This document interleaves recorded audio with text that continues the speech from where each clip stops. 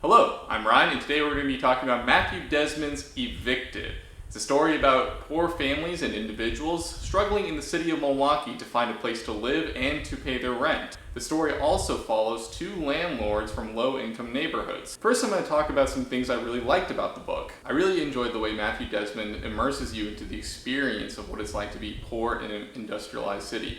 He doesn't just throw fact and statistic after statistic in your face of what it's like to be poor, but through his storytelling gives you a very good immersive experience of what it's like to be poor in these cities, what it's like must be like for the children to have to constantly be switching schools because your family gets evicted, and it really makes you empathize with these individuals a lot better. Something I didn't know prior to reading this book was the fact that poor people are spending almost 70% of their disposable income on their rent and living expenses.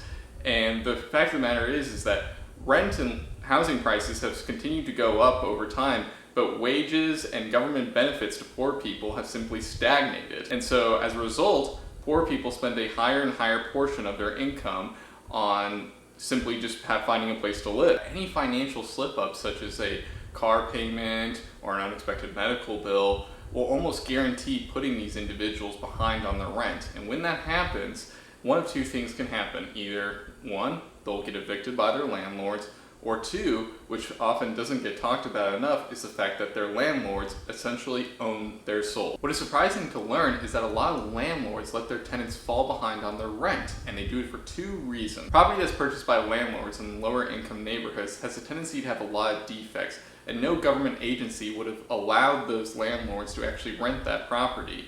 However, if a tenant living in that property happens to fall behind on their rent, then landlords can use an eviction as a means of coercing those tenants not to report anything to the government about the defects. Also, landlords are then no longer obligated to fix anything in those properties because they can simply say, hey, if you complain about these defects, we'll just evict you. So it mainly is a means of silencing those tenants from complaining about anything. Second reason that landlords have a tendency to keep their tenants around is that they can use them as a means of cheap labor. So what generally happens is when a tenant falls behind on the rent, their landlord will sometimes come to them and say, hey, you're behind on your rent. However, if you do some manual labor to some of our other properties, we'll forgive some of your debt. And so tenants will jump at that opportunity. And then when hesitancy happens, after the tenants are done doing whatever manual labor the landlord requested, the landlord will come back and say, well, you didn't actually do that good of a job as I was expecting, so we're not going to forgive that much of your debt that we had previously agreed upon.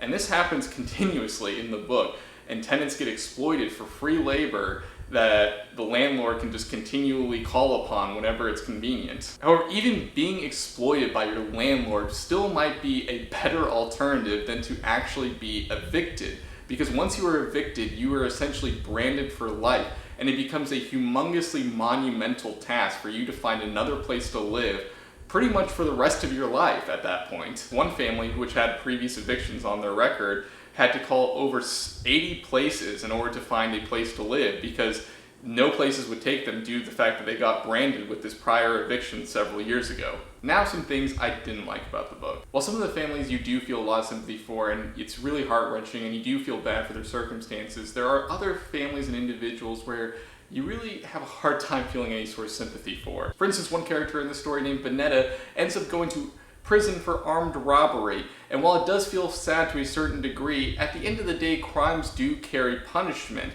And for the book to essentially assert that the criminal in this case is the victim was just a little bit too liberal for me. The other thing I didn't like in this book was the author's solution in his epilogue, which was essentially to increase government housing vouchers. For those of you who don't know, government housing vouchers allow for poor people to have 2/3 of their rent subsidized by the government so long as their rent price is at or below the median rent price for a city or area. The huge problem with this program that Desmond himself points out earlier in the book is that landlords from lower income neighborhoods take advantage of this program massively. The thing is that governments are willing to pay up to the median rent price for a particular city or area. The way they determine the median rent price is They throw in all of the neighborhoods for that particular city, including the rich neighborhoods and the poor neighborhoods. This means that landlords in lower income neighborhoods get to raise their rent prices because their tenants will still be able to afford it because the government will subsidize it and essentially will create a rent floor, thus causing actually a housing inflation crisis, because essentially if all the lower income neighborhoods have their rent prices arbitrarily raised to what the median rent price is in a city, then that means that the median has to move further up, thus causing the government to have to spend even more money on these vouchers because the median is now going to be higher. I thought the more obvious solution was for the government to increase government public housing. The reason for this is that it would create competition in the private market so landlords can arbitrarily jack up rent. For instance, if you could get public housing for $400 a month, then landlords couldn't charge a whole lot more than that because they would price themselves out of the market with tenants.